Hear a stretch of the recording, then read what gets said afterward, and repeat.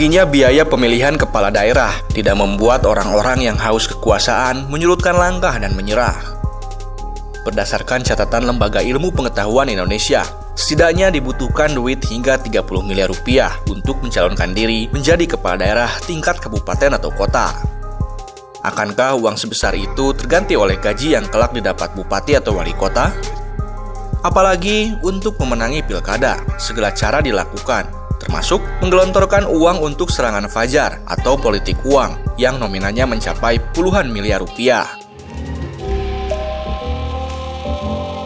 Berdasarkan peraturan pemerintah nomor 59 tahun 2000, bupati atau wali kota berhak mendapatkan gaji sebesar 2,1 juta rupiah, sedangkan wakilnya 1,8 juta rupiah per bulan.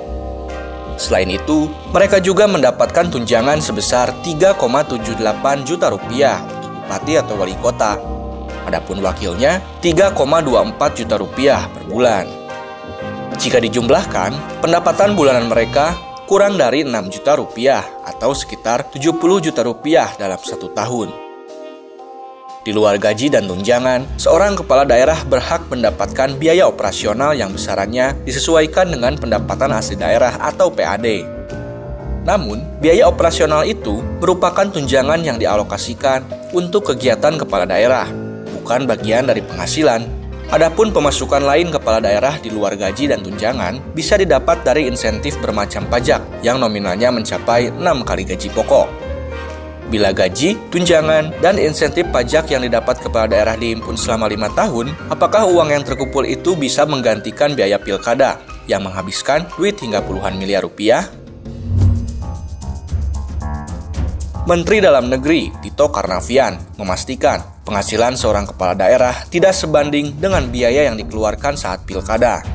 Ia menegaskan, mahalnya biaya pilkada tidak akan terganti oleh pendapatan resmi yang didapatkan kepala daerah.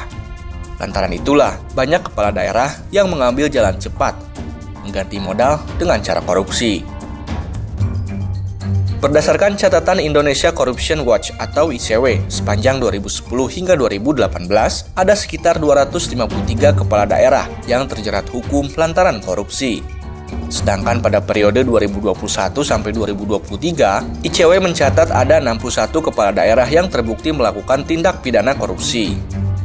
Selain menyalahgunakan anggaran belanja daerah untuk kepentingan pribadi, korupsi yang dilakukan para kepala daerah itu disiasati melalui suap menyuap hingga jual beli jabatan kepada aparatur sipil negara yang ingin naik pangkat.